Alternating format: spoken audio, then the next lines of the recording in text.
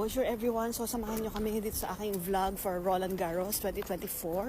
Ayan ang aking outfit for the day. Blazer and white t-shirt. Kasi actually guys, medyo malamig pa rin pero mainit na. So si Jowa ay bumibili siya ng bread and coffee for us. And then punta na kami. Ayun yung gate guys. Ang lalayo ng gates guys. So tingnan nyo sa ticket nyo saan tayo pupunta.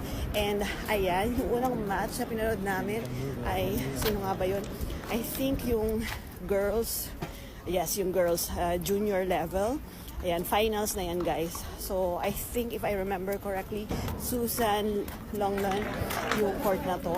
And then, ayun guys, yung sikat na court, Cour Philippe Chatrier. Ayan, ang tickets dyan guys, pumapatak 100 to 400 euros. And ang swerte namin, nakapasok kami. Thank you Lord. And kasi yung match na yan